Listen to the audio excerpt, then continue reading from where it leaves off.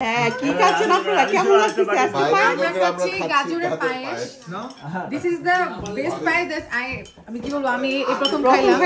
এত মজা, অনেক মজা। রেসিপিটা দিতে হবে নাকি? রেসিপি চাই আমাদের। চাই, আচ্ছা। নতুন আপু কিছু বলেন। খুবই মজা হয়েছে। এবং ছোট আপু বলেন। সে বলবে না, সে এক বাটি থেকে দুই বাটিতে সবাই খেয়েছে। এত মজা হয়েছে। বললে কিন্তু বলে চলে যাবে। Thank you so much. তাহলে রেসিপিটা বানাইতে হবে।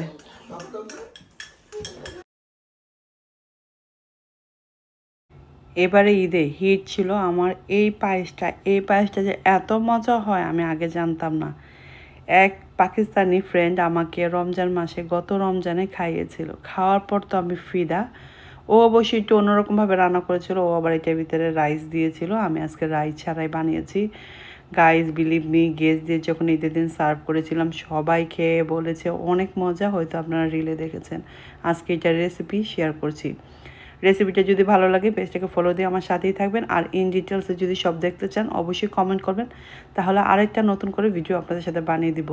বেসিকভাবে আপনাদের দেখাচ্ছি ঝটপট করে ঈদের দিনে যে রান্না করেছিলাম সেইটার একটু ক্লিপ রেখে দিলাম, আপনাদের সাথে সেটাই শেয়ার করছি। আশা করব আমার রেসিপিটি আপনাদের ভালো লাগবে। গাজরের এই পায়েসটা রান্না করার জন্য এখানে আমি গাজরটাকে হাতে কেটে নিয়েছি। এটাকে আপনারা চাইলে হাতে কুচি করে কেটে নিতে পারেন, অথবা এটাকে আপনারা গ্রেটারের সাহায্যে গ্রেট করে নিতে পারেন। এখানে 1 কেজির মতো গাজর আমি কেটে নিয়েছি। হাতে দেখতেই পাচ্ছেন হাতের কাটা আর গ্রেটারের কাটা কিন্তু ডিফারেন্ট।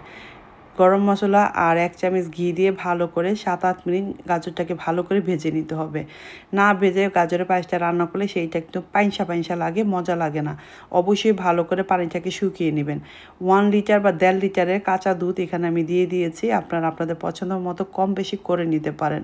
দুধটা যখন বলক উঠে যাবে তখন আস্তে আস্তে করেই গাজরের সাথে দুধটা কিন্তু ঘন হয়ে যাবে। আপনারা চাইলে এখানে এভাপোরেটেড মিল্ক ইউজ করতে পারেন। আমি এভাপোরেটেড মিল্ক একটা ইউজ করেছিলাম, সেটার আসলে ভিডিওর ক্লিপ উঠে নেই। আপনারা চাইলে আরও একটু বেশি ঘন করে দুধ দিতে পারেন। আচ্ছা, সুইটনেসের জন্য আমি এখানে কনডেন্স মিল্ক ইউজ করতেছি 1/2 কাপের মতো। আপনারা এখানে চাইলে সুগারও ইউজ করতে পারেন, টেস্টটা আপনাদের পছন্দ মতো করে দিয়ে নেবেন। গাজরের পায়েসটা হালকা সুইট হলে খুব বেশি ভালো লাগে। আর এখন সবাই দেখা যায় কম সুইটের খাবারই খুব বেশি পছন্দ করে। ভালো করে মিক্স করে নেবেন। আর যখন আরও ঘন হয়ে যাবে তখন আপনারা চাইলে এটা নামিয়ে নিতে পারেন। আমি এটাকে আর একটু রিচ করার জন্য আমি এখানে ইউজ করব কিছু নাট। এখানে আমি রেইজিন নিয়েছি আর আলমন্ড কেটে দিয়েছি। আপনারা চাইলে যে কোনো নাট এখানে ইউজ করতে পারেন। চাইলে এটাকে আপনারা ভেজেও অ্যাড করতে পারেন। আমি আর ভাজলাম না, কাঁচা অবস্থায় দিয়ে দিলাম। এটাকে আরও মজা করার জন্য এখানে আমি অ্যাড করব ডাবল ক্রিম বা ফ্রেশ ক্রিম, যেটাই বলেন না কেন। সিঙ্গেল ক্রিম হতে পারে, ডাবল ক্রিম হতে পারে।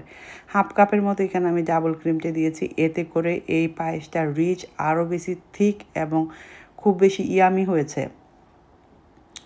আপনারা চেষ্টা করবেন অবশ্যই এই যে ক্রিমটা দেওয়ার জন্য, এতে করে টেস্টটা খুব বেশি ভালো আসবে।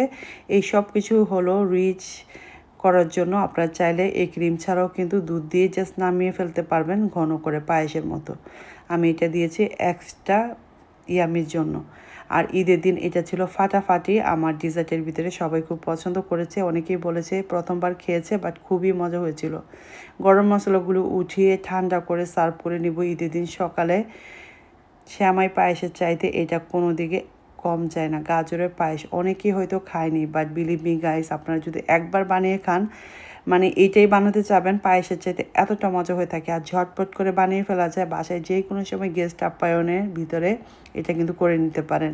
আর ঘন দুধ না করে আপনারা চাইলে এভাপোরেটেড মিল্কটা দিয়েও সাথে সাথে বসিয়ে দিবেন, একদম খুব তাড়াতাড়ি হয়ে যায়। আর গাজরটাকে আগেই বলছি বেশি করে কিন্তু ভেজে নেবেন, না হলে কিন্তু কাঁচা কাঁচা থাকবে। আমার ভিডিও যদি ভালো লাগে পেজটাকে ফলো দিয়ে আমার সাথে গাজরের পায়েস। This is the best payesh that আমি কি বলবো, আমি এই প্রথম খাইলাম। এত মজা, অনেক মজা। রেসিপিটা দিতে হবে নাকি? রেসিপি চাই আমাদের। চাই, আচ্ছা। নতুন আপু কিছু বলেন। খুবই মজা হয়েছে। এবং ছোট আপু বলেন। সে বলবে না, সে এক বাটি থেকে দুই বাটিতে সবাই খেয়েছে। এত মজা হয়েছে। বললে কিন্তু বলে চলে যাবে। Thank you so much. তাহলে রেসিপিটা বানাইতে হবে।